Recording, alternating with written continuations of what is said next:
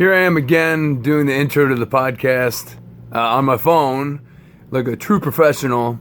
But the Reagan Youth gigs are over, and this episode this week is the interview is with Paul Cripple of Reagan Youth, who has some very radical ideas about the world.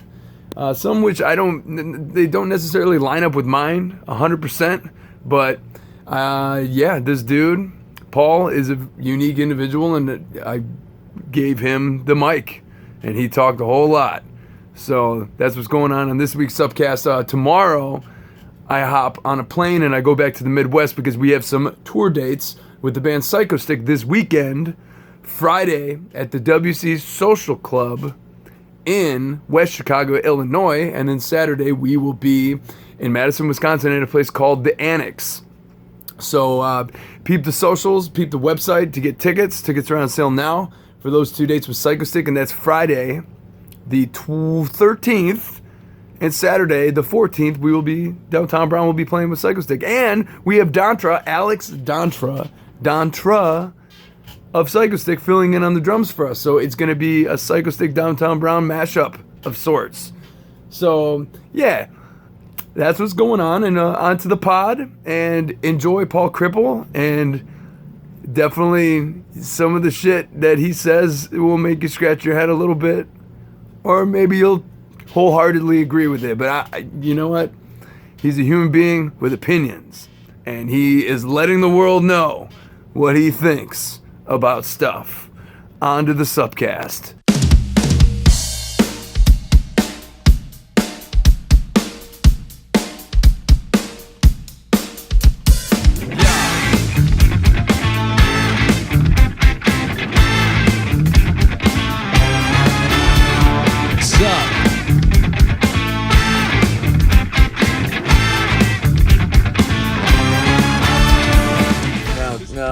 Spit on my chin, dude. No, I didn't. Come on. How do you think they cleaned each other about 200 years ago? With their tongues. Are we rolling? Yeah. Are you rolling on the camera? Yeah. All right. Good. So now everyone knows I tongued you. I was just tongued by Paul Cripple of Reagan Youth. Because he was saucy. Because I'm saucy. Saucy. So, this is my podcast, SUPcast. This is Neil Patterson. Once again, we're in the van, and I got my friend Paul Cripple of the band Reagan Youth here, who I've just been on tour with for the last how many days? 4. And tonight is going to be the 5th and final show in Tarzana, California. Yes. And Paul asked me, because they had some problems with their vocalist, if I would sing for Reagan Youth. And I've done it once before. I did it at the beginning of this year, like going into the new year. We had a New Year's show in Denver, Colorado, and I sang, and I learned the Reagan Youth songs, and now I'm doing it again, and we're in California, and we're doing it. He's doing more than that. He's listening to this band I really look up to, and my favorite singer, David Byron, and he's adding those inflections during some key parts that are perfect for it. He doesn't overdo it, he doesn't underdo it, and he's not going to do it tonight, so don't look forward to it. But just that he did it warmed my heart like a motherfucker. What am I not going to do tonight? Those David Byron, David Byronisms. All the I mean, you could throw a few in. Who's David Byron? I know who he is, but right, tell the listeners. All right, listen. Uriah Heep is a band from the 70s that people don't really know as much as they do, like Zeppelin or Deep Purple or Black Sabbath, but they're up there with those 3 other bands. And their singer died, and his name was David Byron, and he got drunk and depressed because he was compared to Rod Stewart. He looked like Rod Stewart from Side Profile, and before he died, he sang better than any of those guys. I thought he was fucking amazing. He could do like Michael Jackson shit, and he could do that heavy metal kind of. And the whole band had some really nice, what do you call, harmonies. Yeah, they had two guitars, right? No, they had Mick Box. They only have the only original member left in that band is the guitar player. And he's Mick Box, and he's the most underrated guitar player in rock and roll. I just had to throw it out there. Yeah, so check out Uriah Heep. Yeah, and it's good driving music. It's good driving music. Yeah, we put on. I got a Spotify account now. I decided to spend the $9.99 a month to get Spotify Premium. And Paul, would you say it's one of your favorite bands, Uriah Heep? Definitely, because they have more songs than Deep Purple. And Deep Purple had a lot of songs. But, I mean, Sabbath had a lot of songs. Uriah Heep doesn't have that many, but the ones they have, like Gypsy, Stealin', and The Wizard is as good as Aqualung or Zeppelin 2 or like any of those great classic albums like A Space and Time by 10 Years After. Like, you know, those great albums that had great sides to them. You know, you could hear the whole thing. You know, The Wizard is definitely up there with Time Traveler and Circle of Hands, and The Wizard's a good song, and I mean, it's a great record. And Roger Dean did their artwork, but it looked cooler on their albums than on Yes, because Yes was, I mean, it was cool. Their little, you know, they had cool album art, but Uriah Heep had A Magician's Birthday, and they had Demons and Wizards. That's the name of the album, Demons and Wizards. Yeah. And, you know, I really dig them, and I think it's important that, I mean, Dave's not here, but we all kind of grew up listening to that when we were children, and, you know, it kind of leaves an impression on you, just like I'm sure back in 1960, Chuck Berry left an impression on guitar players that I look up to today. You know, Chuck Berry was the very first rock and roll guitar hero in the 50s. And then in the 60s, you have Jimi Hendrix. In the 70s, it was Jimmy Page. In the 80s, Eddie Van Halen, finger tapping. In the 90s, any little boy could tell you it was Slash. Then 2000 and 2009, it was anti-guitar hero Jack White and the White Stripes, and this is the only decade where there hasn't been a guitar hero. I feel like, seriously, think about it. There is no guitar hero from this decade. But I feel like maybe there's not a mainstream guitar hero, but there's some of these. There's people on YouTube, like there's 7-year-olds that can play circles around Eddie Van Halen now. It's crazy. Yes, it's crazy. And I guess that's why there's no guitar heroes, because it's an oversaturation. 7-year-olds can do wishbone ass solos. And can you please show me that transcription? Because that's a really nice run. You know, and tutorials help. You know, I love music, and this guy is a great singer because he loves music, and I want to just have good music being played, because music was important to Dave. So was the message and anarchy and freedom. There's a lot of people watching this don't know who Dave Insurgent was, so maybe we could get into that. Who was Dave Insurgent? And what is Reagan Youth? When we were kids, we were little kids like any other little kids, and we liked sports and gym time and recess. And junior high, we already started digging music. Still played sports, but music had kind of, and that was the 70s when white boy rock ruled, when, I mean, there were like 50 shows at Madison Square Garden that summer alone. That's not counting the rest of the year. And like Yes would come and sell out the Garden, 8 shows in 10 nights, no scalpers out any of those 8 shows. That's crazy, you know. And then Floyd would come by and play 5 shows. Zeppelin would come by and play 6 shows. And how were Zeppelin? Well, Robert Plant's son died, so it was a very depressing set. Imagine going to see Zeppelin and it's just a depressing set. You know, that's sad, you know. I didn't get to do it, my sister did. And, you know, Dave was this guy that I went to school with, and he knew more about rock and roll than my sister, who was 3 years older than us. And she got me a leather jacket and said, here, punk rock, it's the new thing. And I grabbed her Rocket to Russia record and Young, Loud and Snotty. And Dave's like, well, I have Nevermind the Bullocks and the Clash album, and we traded records. And he had a tougher time. He didn't have an older sister that bought him a leather jacket. He went out and bought one that, I mean, it was like chintzy. It wasn't nice like the one my sister got me.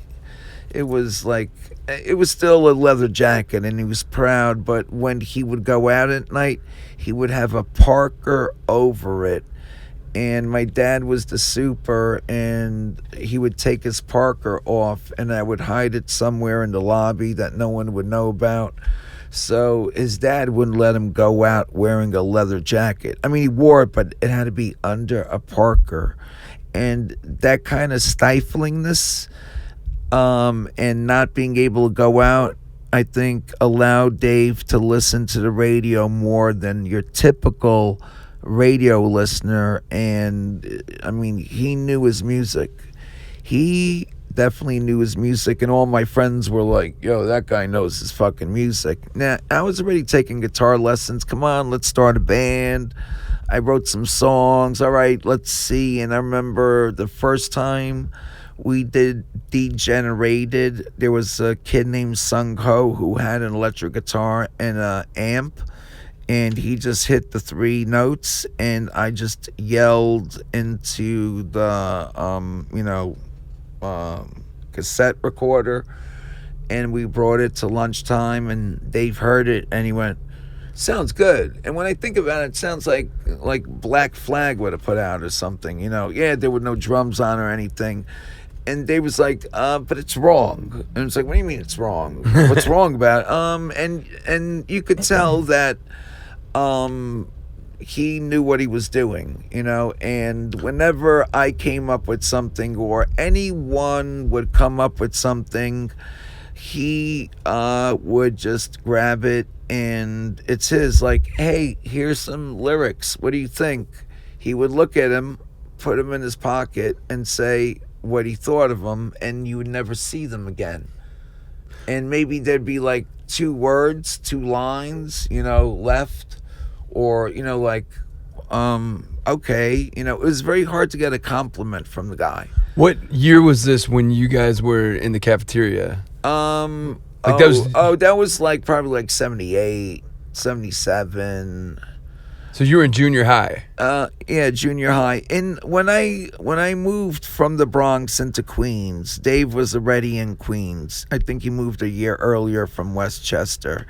And they put me in the slow classes, and he was in the advanced classes. And they said it's painting day, and everyone gets to paint, and it's a competition, you know, whatever. And if you paint something that has something to do with current events, it's even better. And when my parents bought encyclopedias, that's what they did. A guy knocked on the door. What do you want? I'm selling encyclopedias. All right, I'll buy some. You know, my parents bought some, and came with a World Book 1970, and this thing called Skylab was launched.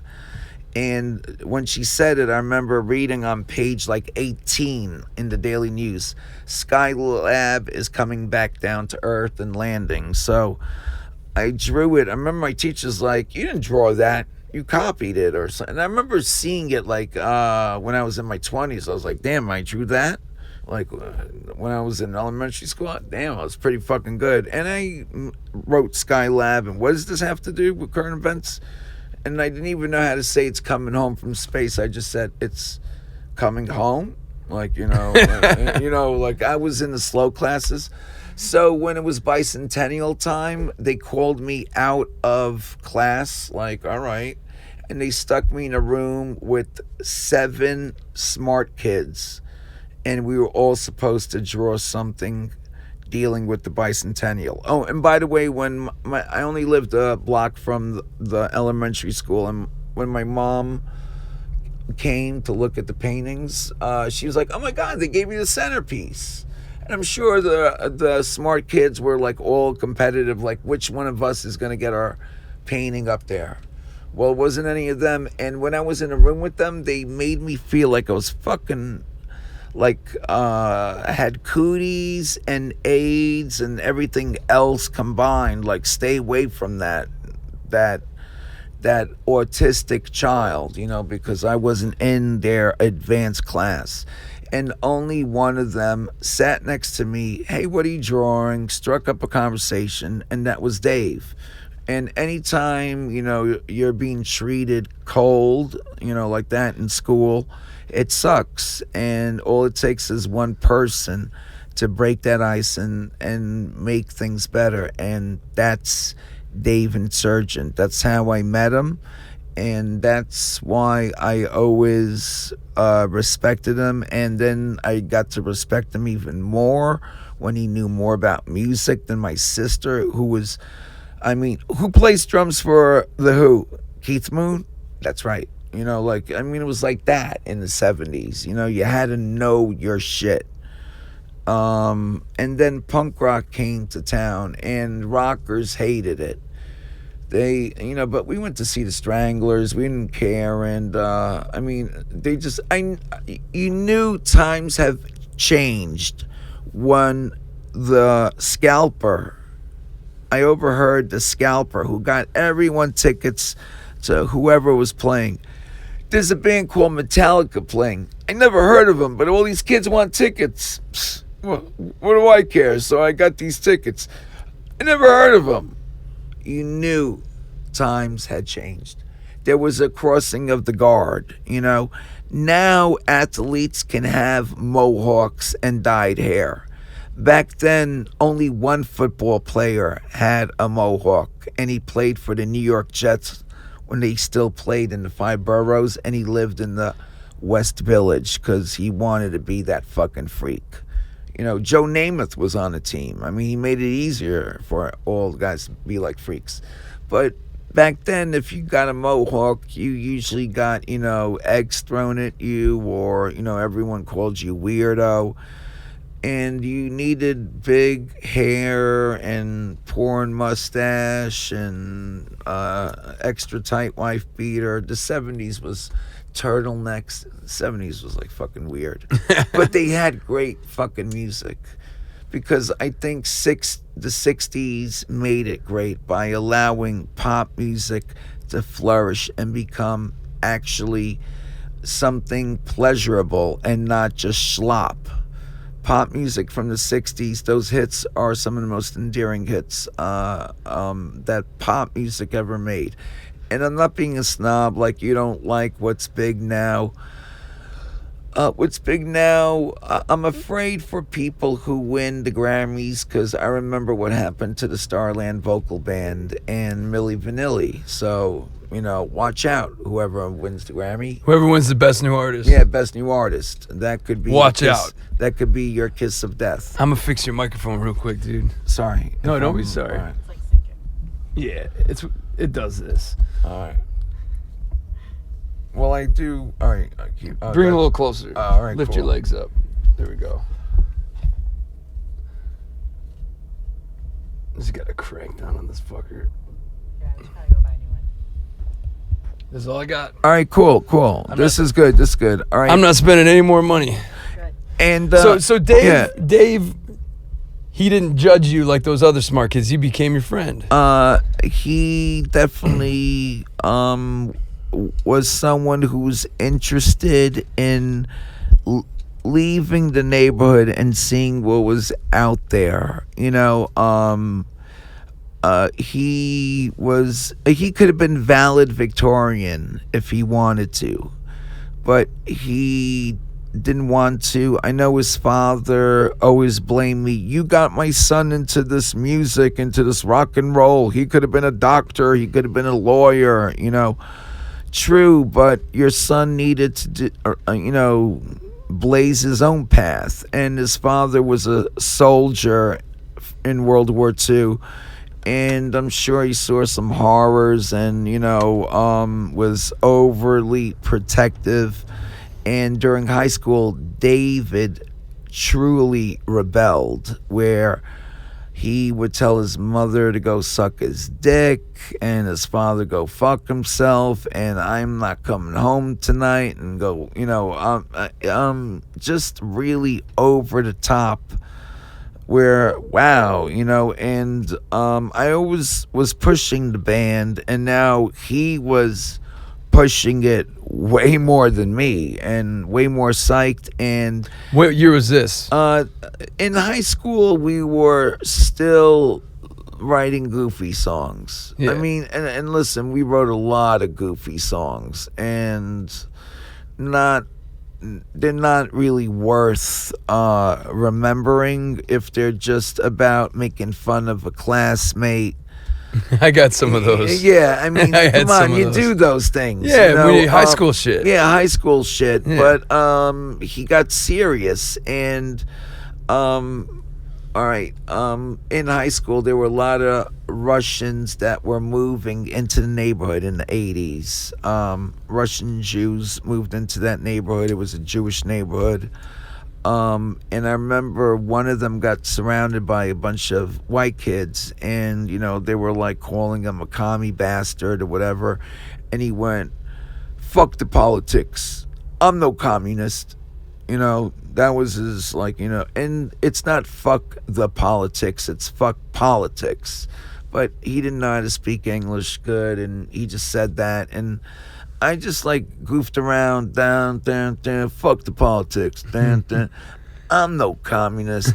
How about you? And yeah, he laughed. And in high school, Dave's like, all right, I have a new song, Urban Savages, and the drums are amazing and the lyrics are amazing, and it took me a while, but Dave, is Urban Savages fuck the politics?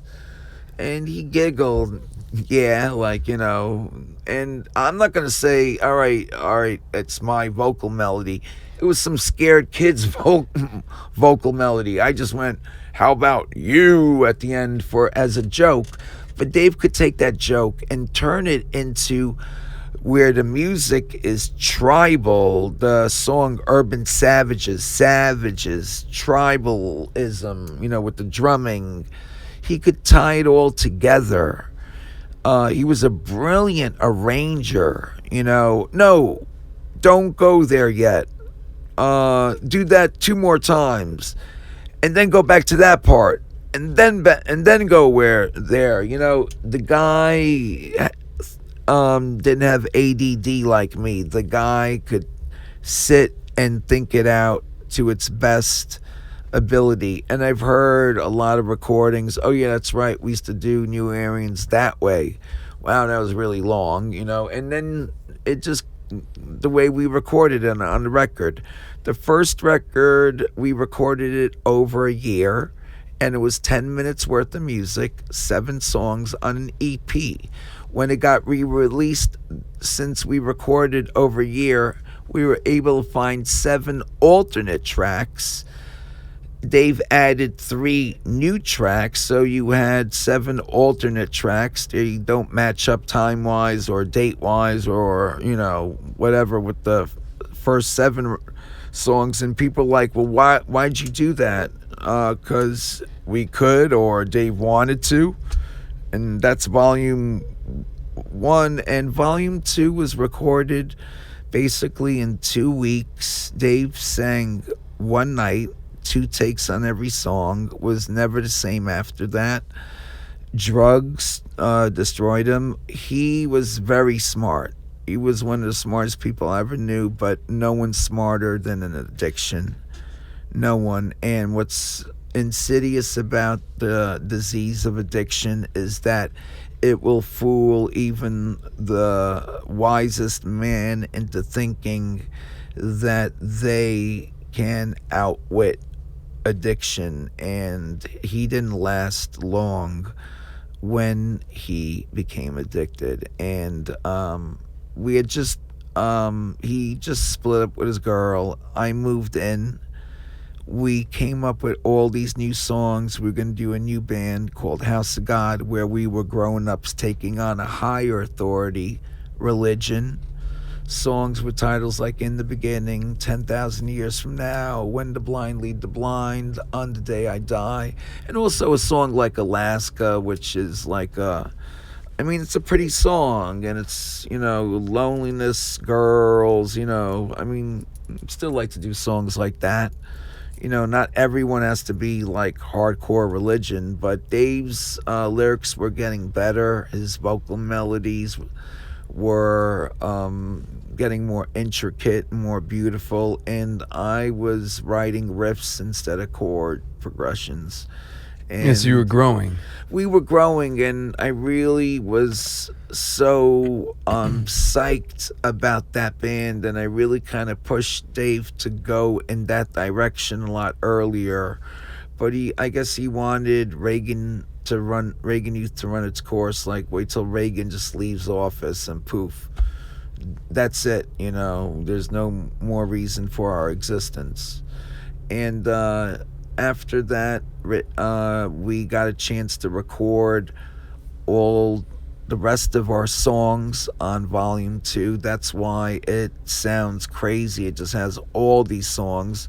It's not mixed. Dave was attacked after he sang. And did that happen the night? After he was done singing, someone was waiting in front of his building with a baseball bat, and they attacked him over $500.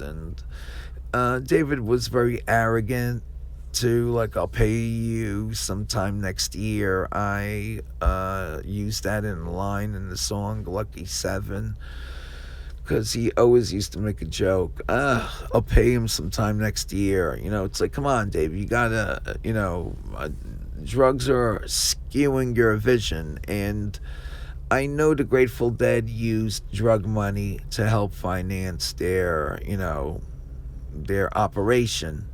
And they had up to 200 people working with them. That's why they have some great footage and great sound and great video and a lot of great shit. Dave, just took that drug money and bought more drugs with it. He didn't get the band going. And our bassist, he's editor for High Times right now, Chris Simonik. I want to give him a shout out. He's the best bass player I ever played with. He's incredible.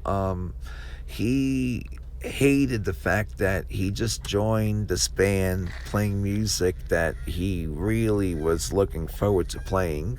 His first gig ever was seeing us and the Beastie Boys play that 1718 benefit, and there's a picture of him on the side of the stage watching me and Dave, and it's cute seeing Chris before I knew him at the show. And this guy really tore it up on bass. What was funny was I was trying to learn a song at the time, and I couldn't get it. And when he shows up, he plugs in the bass and he starts playing that song. It was Sway by the Rolling Stones. I was like, wait, that's Sway. Oh my God, how do you do it? And, it was nice serendipity or whatever. And me and him really clicked. And I know there's only 7 House of God recordings out there. They're grainy, they're shitty. Chris Simonik has tapes off the board because he was smart like that. And it's his legacy now. Dave's not around. Dave was going to be that preacher, that Jerry Falwell, and instead of having a Christian band, he was going to have us doing Led Zeppelin with Aleister Crowley preaching about atheism or Satanism or anything that's rock and roll orientated. I mean, there's a reason why Crowley and rock and roll kind of have been attracted to each other, or the devil. I read that the devil played the harp like guitar, and that his music was a cacophony and sounded horrible. And I said, oh my God, Satan played, or Lucifer played hardcore because it's a cacophony and it's madness and it's clanking and it's fucking hardcore. It's Satan, and I mean, yeah, you could write for the church, or you could do secular music, as they call it. I'd go past and do something so progressive that it shocks people into an awareness. And I hope Reagan Youth has been able to do that, even when we stopped playing and the recording still had legs. Yeah. Well, I mean, a lot of the imagery is shocking. So yeah, the Satan's cacophony is hardcore, and you wanted to shock people into thinking a different way, and you did that with the imagery and the lyrics of Reagan Youth. Yes, and I mean, there's nothing wrong with exposing the evils of society and the society I live in. I mean, when you put on cable and you put on American History Channel, Hitler is in American history. Hitler's hemorrhoids is in American history. What Hitler's psychiatrist thought is in American history. I think that's German history. American history is 500 broken treaties with the indigenous people here, because the white man speak with forked tongue, break many treaties. But they don't want that narrative. They want that narrative of there's guys in headdresses on one side of the table and Quaker Oats man, even though he's a Quaker and Quakers used to get killed by pilgrims, they both have that same hat, so it's okay. Well, that's the narrative they taught me in elementary school. Yeah, and I was slow, ADD in the dumb classes, so I actually was dumb enough to think. So people in a headdress are going to show up, and there's going to be a turkey cutting, with guys and hats like that. But then you realize, oh wait, those people that the cornucopia people, the Native Americans, the indigenous people, we're the ones that were in New York, the Iroquois. Yeah. I don't think I've ever met one Iroquois in my life, and I'm pretty sure that's because they've been holocausted, ethnically cleansed to the point that they're friggin' gone by people that like to point the finger about Holocaust. And when my band goes to Germany, Germans say, thanks for pointing out your own country's faults and not just ours. Didn't you Holocaust the Native Americans? Yes, we did. I mean, you could say, you know what, that's really harsh. Or I was watching MSNBC, not Fox, MSNBC. Are the rich getting punished for doing well by having to pay taxes? I don't know if it's punishment, but that sounds like a bunch of bullshit, because isn't everyone supposed to pay their fair share of taxes? Yeah. But not, and not Amazon, if a doctor saves a life, or if a doctor saved your fingers and you could play guitar again, does he get a tax break? No. But if corporations or people, remember Mitt Romney? Yeah, corporations get colds. Corporations, need legs amputated at times. Corporations have drug problems. Yes, they're people, you fucking liar.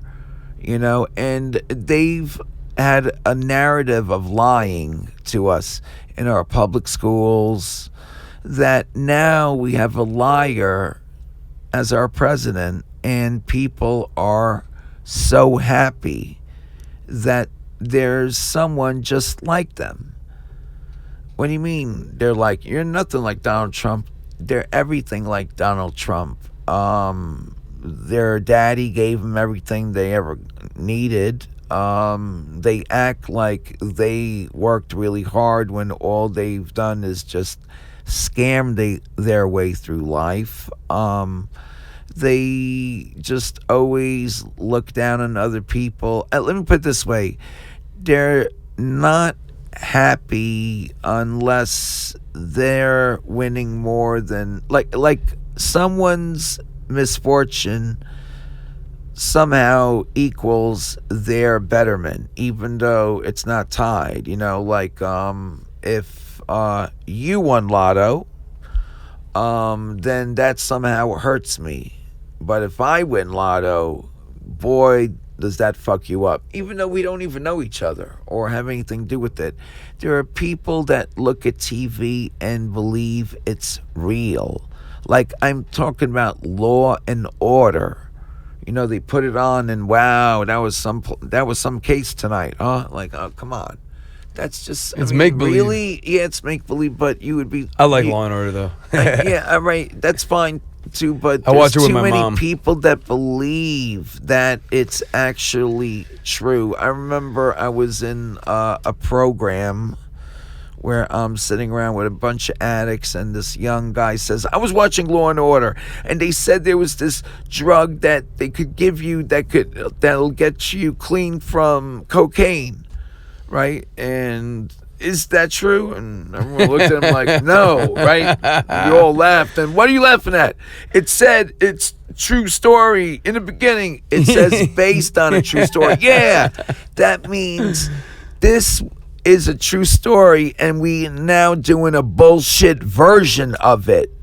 Get that through your fucking head. And we, the people, in order to form a more perfect union, all men are created equal.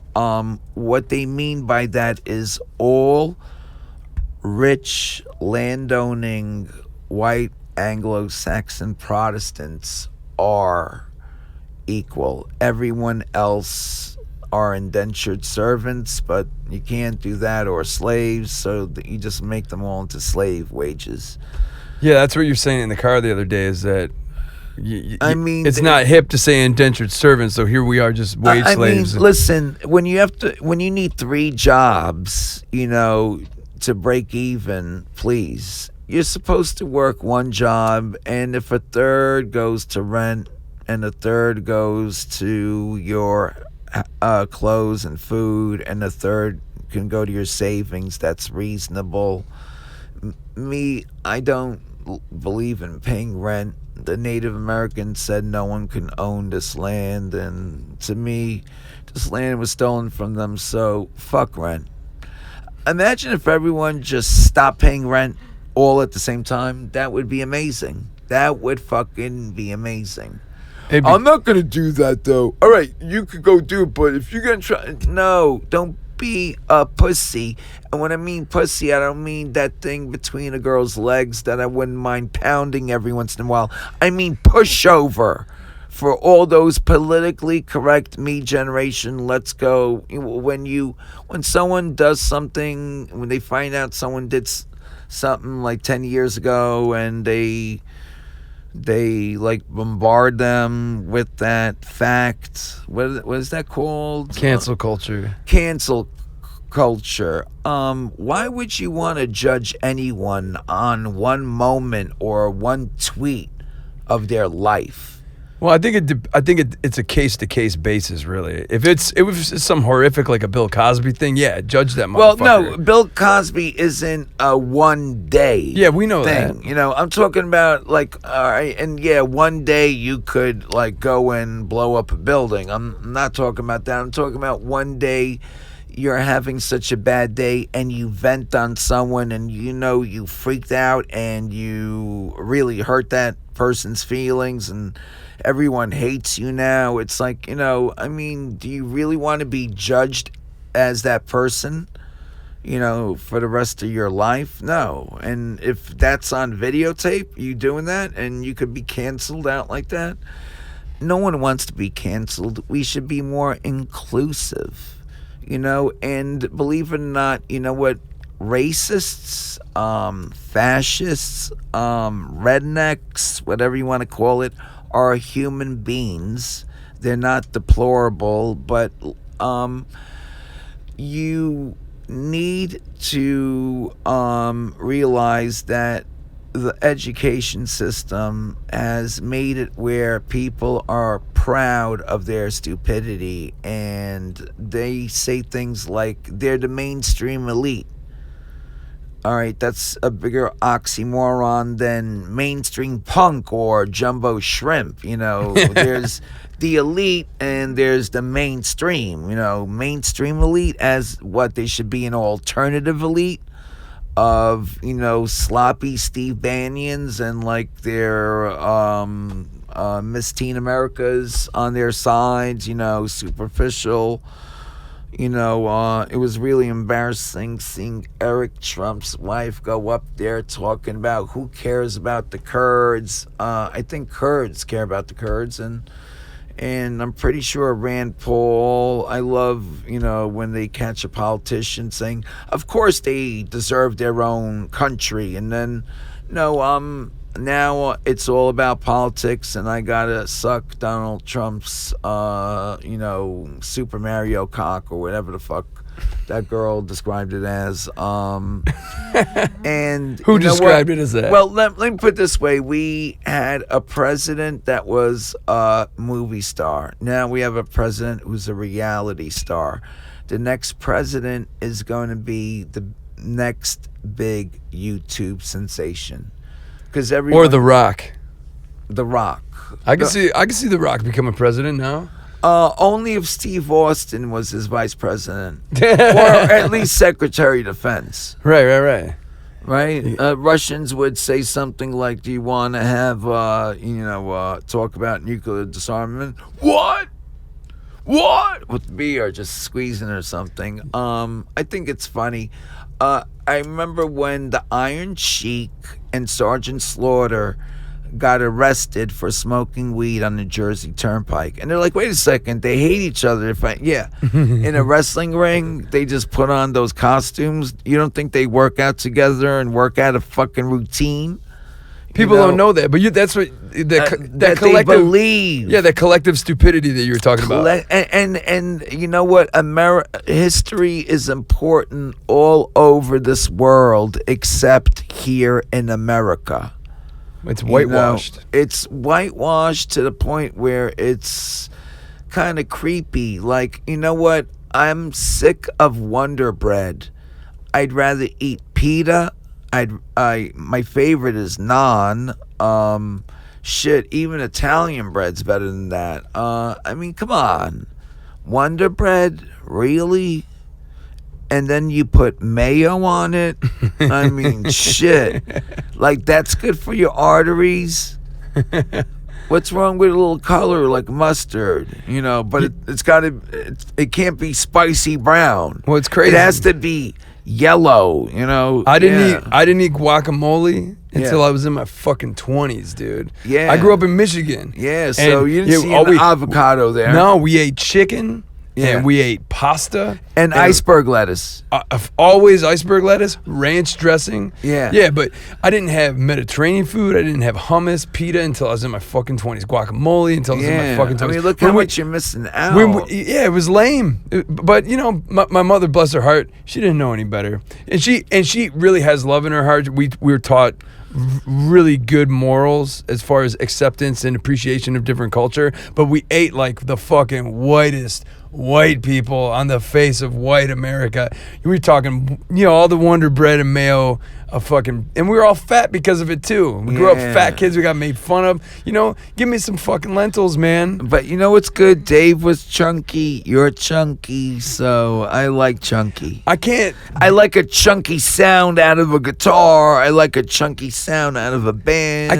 I tried, dude. I work out 6 days a week. I'm just how I am, man. Like I eat. I well. wouldn't want you any other way, dude. To be honest with you, I'm just a big dude. I feel weird. I feel like I'm trapped inside this big shell. But yeah, if Dave was chunky, I'll be chunky too, man. No, I mean, there's nothing wrong with chunky. Chunky's nice. I'd love to be listen, skinny. You're very healthy, and you're a lot younger than me, and I'm happy, and I feel privileged to be playing with somebody who can belt it out like you and can take care of business.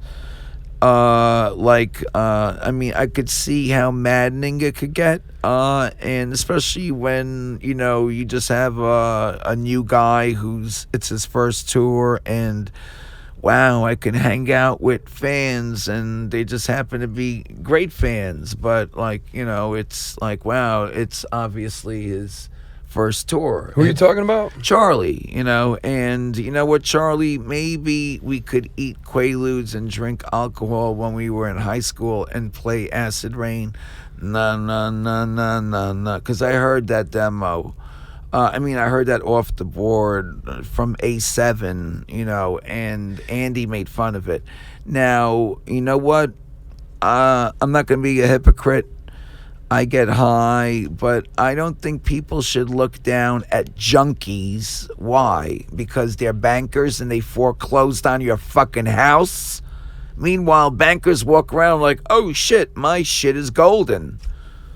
Oh my God, I'm a banker. You know, banks, I hate banks. I wish everyone would just stop paying them.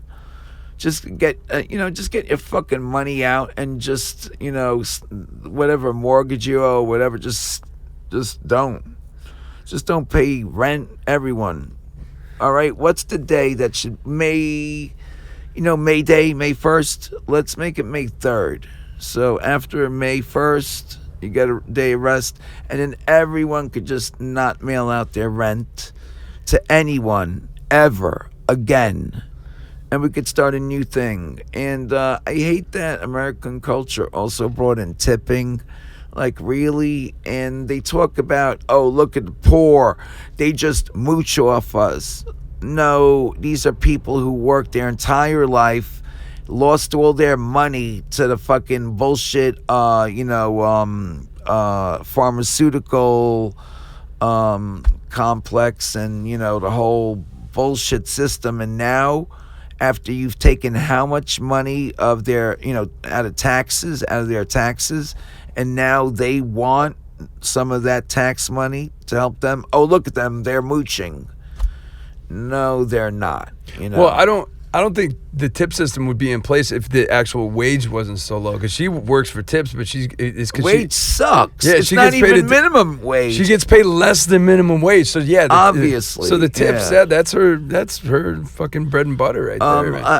I was dating a girl who was a co-check girl at the Four Seasons restaurant, and that tip jar was never ever split between any of the girls because so much money went in it. They're like, no, that's for us. One girl sued them and lost. I don't even know how the fuck that could happen. My roommate at her work, a lot of times her boss will straight up like keep her tips. Yeah. Like, keep my roommate's tips. And it's like, well, why the fuck do you keep working there? And let's face it, you know Mitch McConnell, you know how he's a very good looking man. I mean, you could see how girls could swoon over. This is a joke. The uglier people act, the more they look like Mitch McConnell. I'm just saying. And then there's some people that are ugly, but because they don't act ugly, they don't look so ugly. And I believe that with my fucking eyes, because I've seen it with my own fucking eyes. Look at Mitch McConnell. That is, I mean, dude, you don't even look like you should be alive. I mean, what are you? Seriously. He is kind of like sickly looking, or is it just me? I don't know. We'll put a picture up. Someone says he looks like a turtle. I mean, he looks like he needs a doctor. They should just call him the doctor. Why? Because he needs one, or he looks like he's going to need one soon. Let's. And who thinks Trump is going to get off by the Russians after they don't need him anymore? I have no idea. Because Russians are pretty ruthless, and I know Trump is stupid enough to think, I'm American. America is not going to America is not going to what? Watch your ass 24/7 until like a Russian guy pokes you with some radioactive something and you slowly die from the inside out or something crazy. That only Russians are desperate, as people like to say. And let's face it, and then look at China. I love Chinese people. They make some of the greatest phones, guitars, and cars. I think they make everything. They make the mics we talk on, my sexy probably. pants, flip-flops I would never wear. Oh, yeah. You're not supposed to see down here. Right, yeah. All right. Yeah. Cause this interview is only being taped for stuff. I'm not wearing flip-flops. Waist up. Yeah, I'm not wearing sexy pants or flip-flops, but I will put on my sexy pants later. Yes, because we're playing the last show, and we want that to be not just the last one, but the sexiest one, too. Let's get sexy. Yeah, there's nothing wrong with that. Look, I'm putting on my glasses.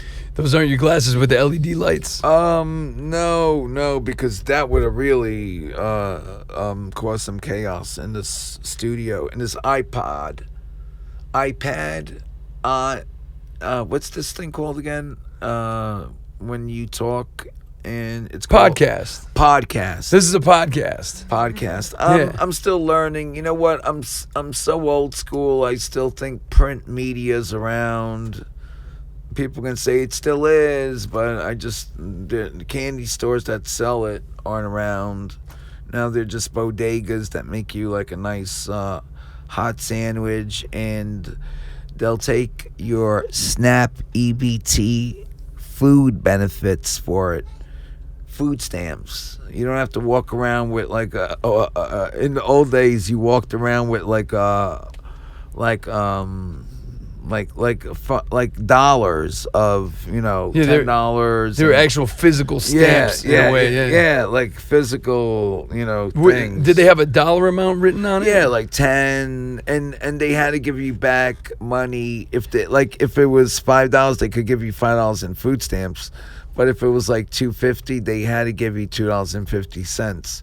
So, what Republicans say, they'll go and buy something for $5.01 so they could get the $4.99 and owe their dealer that other penny for that nickel bag they need so bad while their child is freezing in their own feces.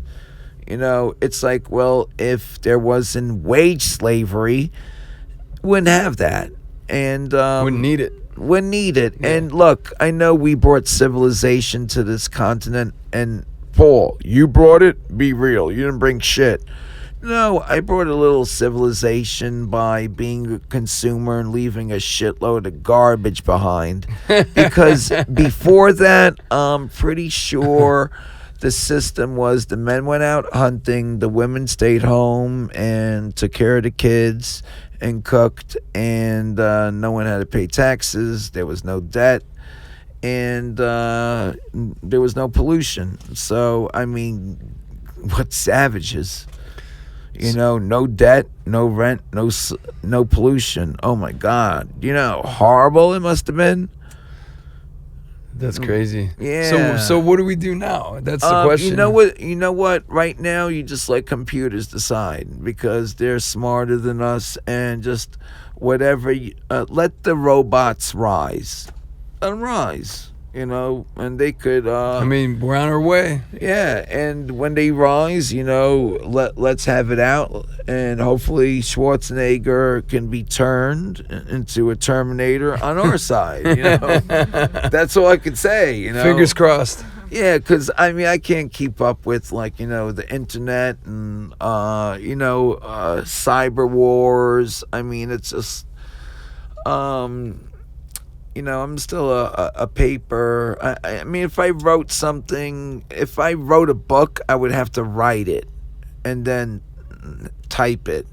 And then obviously someone would have to retype it in the correct font and size and all that shit. But I mean, I need that physicalness. I need that, I mean, paper was wood and, pencil, lead, I like that kind of, a guitar is wood, was once a living, breathing thing, and weather can affect it, the humidity, the cold, it's still changing and moving, and, it's not like, Right. that, and I like that kind of feel, I like playing. I think rock and roll is a lost art. It's gonna disappear, and I'm glad we're still doing it. And I'm sure with the way, I mean, now there's trap music. What's gonna be hilarious is in 20 years when the trap kids that love trap grow up and have kids who hate trap music because their parents like it. Yeah, like what's next? Yeah, and I think music how are they gonna rebel? goes. I think music goes in that bell curve. When are we gonna have that 60s that leads into the 70s again? When are we gonna have that? I think Benny Goodman was playing jazz and everyone was dancing, and there was one gig in one town in Midwest, and the way they described it is everyone just stopped dancing and ran forward to the stage and just were wowed by their playing. So there is, a progression to, hey, this isn't just for dancing. Now we could actually get in touch with what the artist is doing, and dancing is a big part of it, and it's also stop dancing and actually get wowed by, what's happening when you have 5 people working as one, and that's what makes music special, or a band special, or anything special, is like, getting so many people to actually be on the same page, because it's hard to get 4 guys to go bowling on league night on Thursday nights, Yeah. to get 4 guys to think the same way musically. It's a lot easier when you're a teenager. You play guitar? Yeah. I play bass. That's You wanna how- start a band? yeah. Yeah. And in your 20s, you play guitar? Yeah. That was my first band. Yeah, what do you sound like? Oh, I like the Allman Brothers. Well, I like Joe Walsh. Well, go fuck yourself, and then it just gets harder and harder. Yeah. And there's some places, the better a musician you become, the bigger an asshole you become.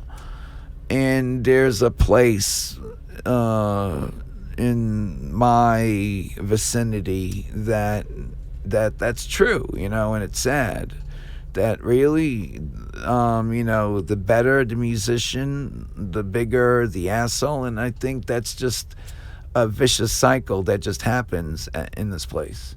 I'm not gonna mention the place because then this place is gonna hate me and all this other shit. But then, I mean, Yeah, we don't need to. we don't need to We point don't out need to fucking particulars. fire shots here. Yeah, no, and I don't mean it like that. I just mean it like it's better to be supportive than to just knock down people. I mean, yeah, you could be a critic and say, look, it's not my cup of tea. I don't like it, or I don't understand it. You love it, but I just don't get it.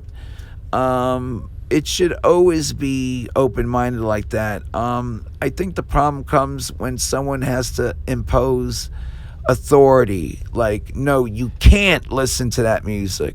Then that kid is gonna have to listen to music. Or like, when I like The Simpsons, like when Chief Wiggums tells Ralphie, what's your interest in Daddy's forbidden closet of, mysterious things? Like, of course, Ralphie's going to want to go in there and, get the police, all the gear and stuff like that.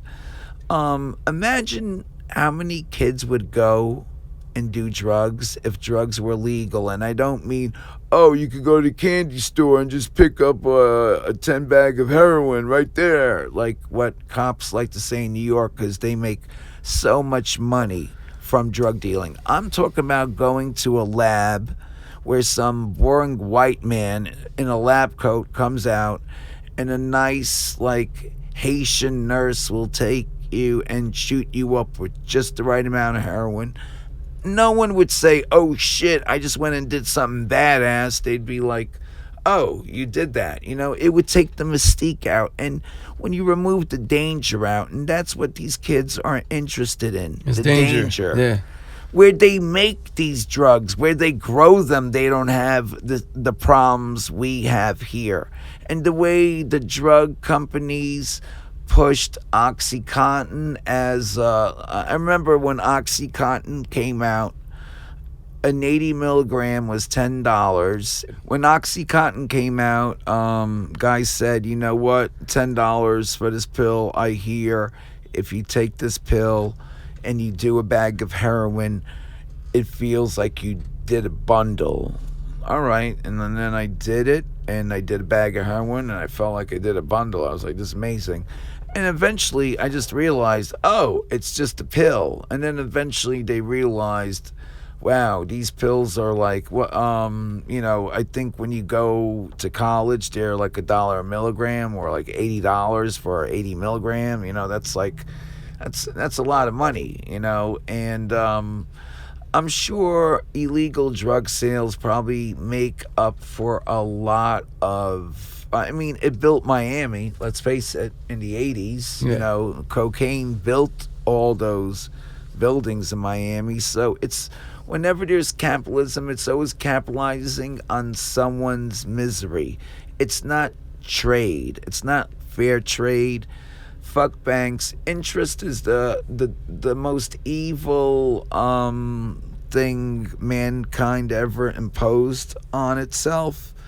Really, when you lend someone $10, they should pay you $10 back, not, you're going to get 7.5%, but your yield is really going to be 7 3/4, because if you factor in time and all this bullshit, come on already. Yeah, the credit card interest on my credit card is like 17.9% APR. Come on. Man. That's it's robbery. The mob doesn't even charge that at time. Seriously, it's almost like banks saw what the mob's doing, and they're like, well, we should charge more then, at least we won't break your legs when you owe us the money. We'll just they'll ruin your credit. We'll ruin your life so you really don't have a life anymore. It's like they don't have to break your legs. They'll break your figurative legs, like your ability to fucking buy a house or a car or anything, And one thing I want everyone to know, as if you don't know this already, when a police officer says you're not under arrest and you could leave anytime you want, leave. When he says, but first I want to tell you, by the time he says, I want to tell you, you should be out that door. Because no good ever comes from talking to the police. And I'm not saying snitchers are bitches or anything like that, but the police have a bad habit of, hey, we got to pin on somebody. This guy opened his mouth. Let's pin it on him. And they'll do that. Some of their tactics to get a confession, let's get every gorilla-sized cop to surround this suspect and bark at him loud like a dog. Did you hear about what just happened with the hostage situation? No. No, I think it was a couple robbers. They took a UPS truck and they had hostages in the UPS truck. So the cops surrounded the UPS truck, and not only did they kill the hostage and all the people inside, they just lit it up. They killed innocent bystanders that were just driving their cars too. And where was this? What state? I think it was in Florida. I don't know. I read it online, but it's like killed by Florida. It's just like to serve and protect. Yeah, like that hostage got mincemeat in that UPS truck. And then people that were just driving their cars got killed as well. It's just like, okay, what the fuck is going on? And here, the man? NRA are like, we got the bad guys, you know. Yeah, and what about the innocent people? The worst was Columbine when Charlton Heston was bragging about the first responders. The first responders took like 6 hours to go in there, and the guy was already dead, and they let a teacher just bleed out and die.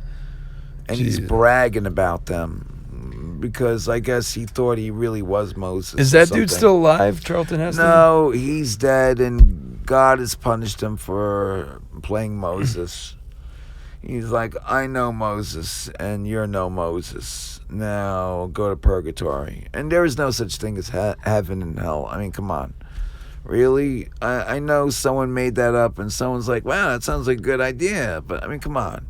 Really? You believe that nonsense? Even when I went to Catholic school, the teachers said, there's no, I mean, yeah, hell exists, but no one goes there anymore. No, whoever went to hell already went there. And then that teacher wouldn't be teaching in Catholic school anymore because she was no longer a nun because she went and got laid and became a fiancé that was going to get married. And who better to teach you in Catholic school than a nun that's getting fucked and ready to get married? So I had it good in the education system. I went to college. I did not like City College, so I went to St. John's University, and I majored in English Lit so I could write lyrics or be lyrical, and I majored in history so I could be socially relevant if I write something lyrical. You know, some people go to Berkeley, you know. I rather go to St. John's and learn about, you know, because lyrics are half a song.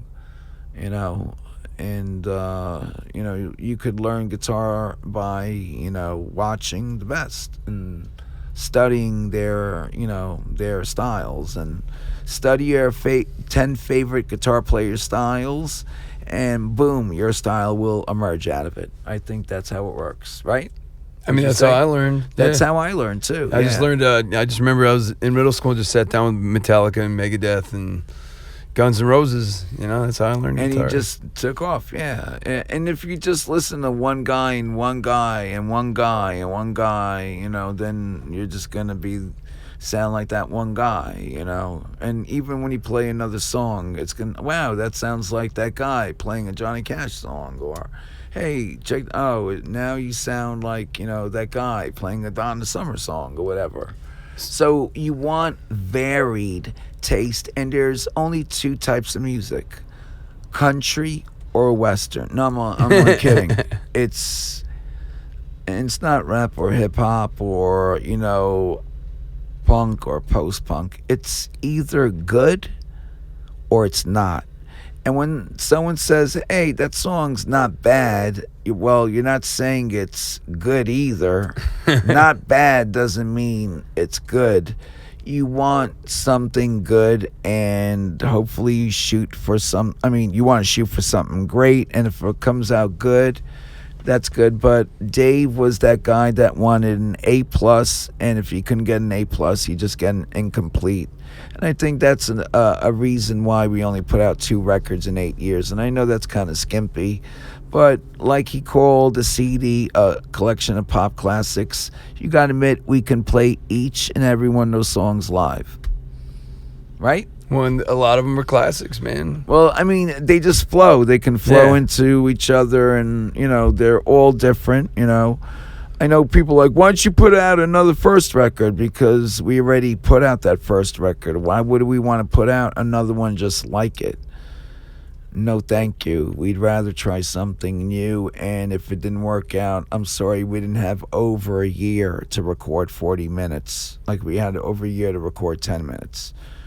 In this case, we only had 2 weeks to record 40 minutes of music, and it wasn't under the best of circumstances. So that's why the metal record is the metal record, and Volume 1 is Volume 1. So with Dave gone, and if Dave was alive today, he would watch us and then critique us. That was good. I didn't like that. Well, he'd be. Charlie still sounds like that. Oh God, you know, like he would critique and then he'd say, "So now let's go do House of God," because he's a grown up. Because he would want to do like if he was still alive, music. He would be over Reagan Youth if he was still alive. Well, yeah, I want to play new songs because I've been playing these songs forever, and it's like. You know, Any Town was written that summer between junior high and high school. Came over my house. I put a Batman record on. The song Batcave had this intro, and I kind of mimicked it, which became the intro to Any Town. Dave said, do this, and come up with something, and I just played a C, and then I added a B because I didn't want to go C, E, because I already did that with New Arians, which was called Planet X at the time, and it was just like, all right, let me add a B in there, and then he came up with lyrics, do you like them? And it was like, run, spot, run, you know, our dog ran into the park and ran into the dark, and run, spot, run, like Tom, Dick, and Harry, or not Tom, Dick, and Harry, like Dick and Jane. Dick and Jane, Tom, Dick, and Jane, you know, like one of those children books. And seeing Dave look over at me, do you like that? Do you like that idea? Like, and I'm like, wow, that works. That works for me. You know, if someone told me, oh, by the way, you know, people gonna have tattoos of dogs leaving Any Town, you know, and people are going to love that song and then know all about it, you know, are you sure? Because, I mean, we're just, you know, we technically haven't started high school yet even, you know. Are you sure? Yeah, you know, so a lot of those songs were written by you guys. We still had that youthfulness in our hearts. Someone said, I like how you put your youth in no class about climbing the schoolyard fence, and I said, no, when we came up with that song, we were climbing schoolyard fences, you know, we were, and we were still teenagers, you know. Teenagers still climb schoolyard fences. What can I say, you know? Yeah, you weren't putting it wasn't like Blink-182 talking about being 16 when they were 30. You were actually They did that? Well, yeah, kind of. All right. A lot of the Blink-182 stuff was guys like in their late 20s singing about like, I'm 17, wow, wow, wow, you know? Yeah, all right, yeah. You know, I mean, it worked. Yeah, well, listen, It worked. Good for them, and they have catchy tunes, and, you know, they're punk rock, and, you know, good for them. I'm happy. Maybe they'll let us open for them on the next tour, and we could get, you know, eggs thrown at us and all that shit. Yeah, Reagan Youth Blink-182 tour 2020. Yeah, that could happen. So we're probably gonna wrap up the podcast. We've been talking a long time here. I know, and I could just talk a lot. I could talk forever. I hope I didn't piss off anyone, or if I did, get over it. And peace unto you all. And good night. Well, real quick, what do you think? What's next for Reagan Youth, and what do you want people to know? Like, I did come up with one new song, and it's a Christmas song, and I like it. It's pretty. Some guy wrote lyrics for it. I haven't met this dude yet, but I mean, they're nice lyrics. It's a pretty song, and I saw the guy from Cleopatra, and he said, I like it. And I said, at least we came up with an original song. We didn't cover Jingle Bells or, you know, Jingle Bell Ride, or, you know, whatever song, you know. So I want to do one last album for Dave, about Dave, New York City, 80s, Reaganomics, and give Dave a different ending where his band gets back together and puts out one last record in honor of the guy, so he has a different ending than just the one where he ends up committing suicide, and that's that. Because that's just too fucking depressing for me. And that's a story that I just don't, you know, it's something that I think would be cathartic if I could put it into music and give him a proper, a proper send off. Yeah. You know, thank you for singing some righteous shit. Thank you for teaching me so much about music. Thank you, Dave Insurgent, for being my number one guitar inspiration, because Dave was like, you should learn jazz. Like I should be Mike Stern or something like that. But that's what I loved about Dave. He was always pushing you to be the best. So you wouldn't be who you were without Dave. No, definitely not. You know, well, that's a beautiful thing. Yeah. He changed your life. Yeah, he did. He changed it for the better, and he wasn't just a bandmate. He was my friend, but most importantly, he was a great human being. And it's a shame that I don't want him to be judged at the end of his life. There was a lot to Dave Insurgent before he imploded over a drug addiction the last few years. I mean, all those other years, yeah, but he was still using, and look at that. All right, he was still using, but he also came up with some pretty great stuff.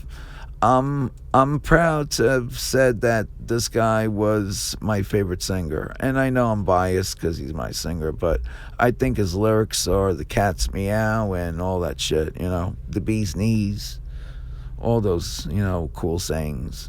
Cool, man. Well, so yeah. What do you think of his lyrics? Well, when I was on my podcast earlier, I was saying, like, when I got asked to do these gigs, that after reading the lyrics, I could really identify with what he was saying, and I could really sing these words with conviction. Because, like, let's say I got hired to sing for some band, I read the lyrics, and I was like, I'm gonna have to sing this shit. Like, I don't agree with this, but Right. but the anti-hate, anti-conformity, anti-government message, like, I'm with it. Yeah. Yeah, and just anti-any town. Or promoting individuality. Yeah, You know? Well, I grew yeah. up in any town. Yeah. Paul, And know? you left any town. Yeah. You left any town and you came out to a great spot where you met great people, and you're with a great person. I met her, and I love your band, the band you're singing with now. No, I'm only kidding. But I'm just saying, you know, I'm glad you're in the band with me. I'm glad you're in my life, and I'm glad you actually respect what Dave, accomplished or did his best to accomplish. You know, maybe that's all he had. You know, maybe that's why he's gone. But I have a little bit more in me, and what little I have, I want to give on to Dave like he gave on to me, because, you know, I'm still able to play songs, and I'm seeing young kids singing along to these lyrics like they're the most important fucking lyrics in their life. You know, USA's for anarchy, not bullshit. The democracy. I mean, this is a bullshit democracy. There ain't no democracy here. You don't have, 2 million more votes than the next guy and lose in a democracy. Yeah. 100% it doesn't work that way. And I mean, this isn't the first time the person with the most votes loses, and then it's about the electoral college. Then it's not a democracy. Just say it's electoral college, Republican, wacky shit. And if this country was started by rich, white, Anglo-Saxon, Protestant landowners who didn't want to pay taxes to their king, what makes you think now, or this country they started, they want to pay taxes? Well, they're not. No, Yeah. they're not. They started this country so that they didn't have to pay taxes. And they're following suit. Everyone else does. And then when people want to take some of that tax money that they had to give to the tax man and use it on themselves, they're ridiculed and put down and called names. And it's just some wacky system that America thinks is so great that it's going to outlast all the other empires. And I don't see it. Yeah, we'll see. We'll see. We'll see. We'll see if Mexico takes back Arizona and New Mexico and California in the next 75 years. You never know. You never know. There might be a new Terminator. Pancho Villa come out, and he might have Terminator on his side. Terminator Pancho Villa. Yeah, you never know. You never know. Anything can happen. It's true. At any moment, something incredible can happen. So just don't give up. Hold on to your butts. There you go. All right, we're going to end this. We got Paul, Cripple, Paul Bakija, Much love. New York City, Reagan Youth. I'm Neil P. This has been SUPcast episode What the Fuck Ever, and we're going to go play a show. Hey, man. Thank you. Thank you. Bye. I am not a crook. My left nipple hurts 'cause it's so hard.